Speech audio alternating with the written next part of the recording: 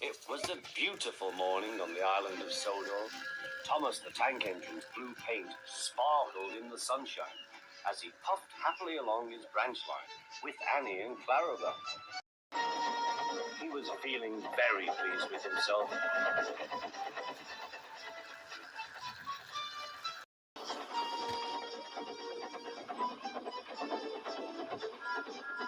"Hello, Thomas," whistled Percy. "You look splendid." "Yes, indeed," boasted Thomas. "Blue is the only proper colour for an engine."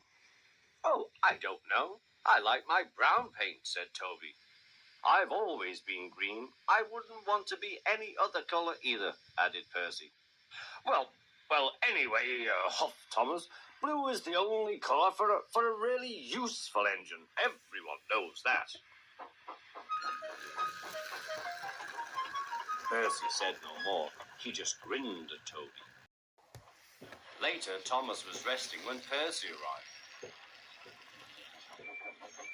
A large hopper was loading his trucks full of coal.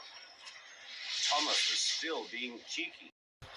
"Careful," he warned. "Watch out with those silly trucks." Go on, muttered the truck. "And by the way," went on Thomas, "those buffers don't look very safe to me." The last load poured down.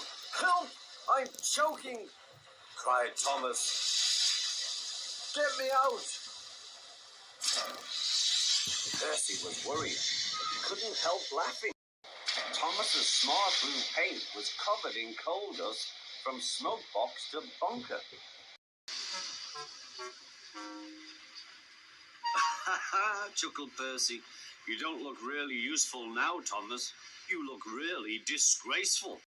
"I'm not disgraceful," choked Thomas. "You did that on purpose. Get me out!"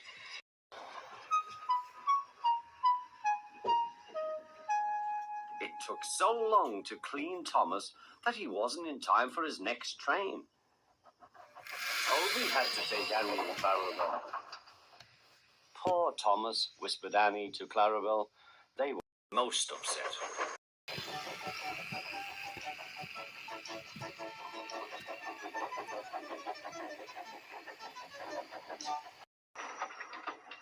Thomas was grumpy in the shed that night. Toby thought it a great joke, but Percy was cross with Thomas for thinking he had made his paint dirty on purpose. Fancy a really useful blue engine like Thomas becoming a disgrace to the Fat Controller's Railway.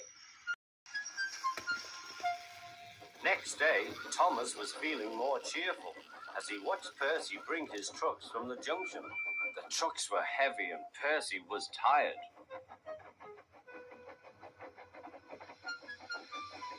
"Have a drink," said his driver, "then you'll feel better." The water column stood at the end of the siding with the unsafe buffers. Suddenly, Percy found that he couldn't stop. The buffers didn't stop him either. "Oh!" wailed Percy. "Help!" The buffers were broken and Percy was wheel-deep in coal. It was time for Thomas to leave. He had seen everything. "Now Percy has learned his lesson too," he chuckled to himself.